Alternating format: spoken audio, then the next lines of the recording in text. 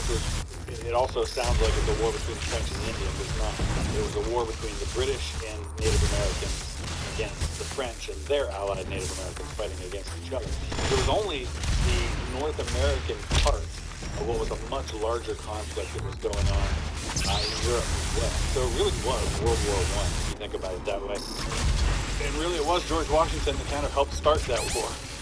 And he built a fort called Fort Necessity, and eventually had to surrender that fort. And a year later, George Washington comes back at the beginning of the French and Indian War as we know it here. And he's part of, he's actually a military advisor. He's actually a lieutenant colonel of Virginia militia attached to the command of the overall British commander in North America named Braddock.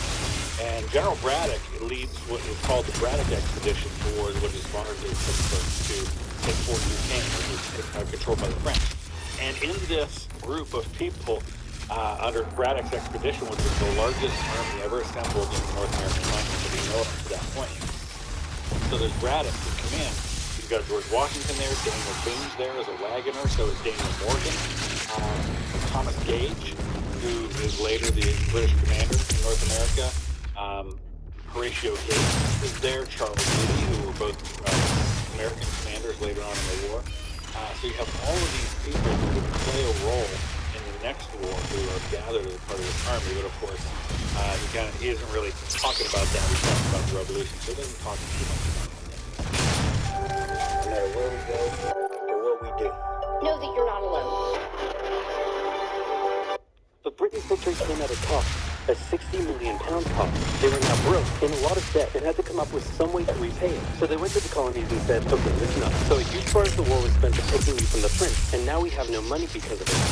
So, I'm not sure what you're saying here. Okay, so we spent a lot of money protecting you from the French, right? Right. And now we're broke. That certainly is a pickle. Listen to me. We spent all of our money protecting you, and now we need money. Can you please pay us back some money? No.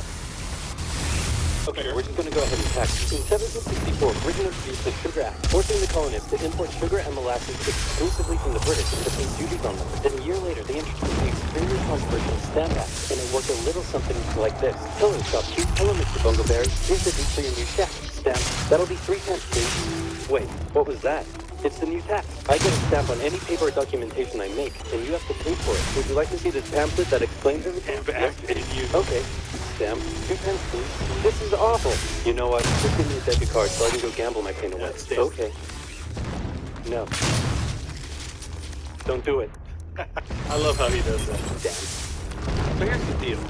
And in hindsight, it's easy to look at this. And, you know, again, as an American, from my perspective, we were raised thinking, man, this is really patriotic that they rebelled against these taxes. And in hindsight, you could look and think, man, it really wasn't that unreasonable for the British government to expect that these taxes would help recover some of the money that was spent on the colonies. And the issue that the colonists had was not with the tax themselves, it was how the these taxes were levied on the colonies. It was the fact that they had no right of self-determination. They had no say. They had no voice in the government in applying these taxes. It was the whole idea of taxation without representation. It was really what the colonists were objecting to. Like, hey my dude, this new tax legislation right here, this is BS. Until now they had enjoyed relative freedom to rule themselves, and now suddenly Britain was asserting its control. They were especially unhappy because they didn't have any representatives in the parliament that was levying taxes on them. So they protested. Orators gave fiery speeches. British goods were boycotted, and anyone loyal to the British found themselves increasingly harassed. The whole thing actually began to take quite a toll on British business, and after just a couple years, the British were forced to repeal the Stamp Act.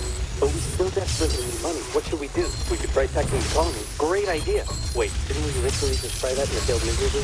Man, look at me. I look fabulous. Have you ever seen such a handsome boy? Let's talk about George III for a second. He hasn't been king that long. He's actually fairly young at this point. He is the part of a relatively new dynasty in the British royal family. It's the Hanover dynasty.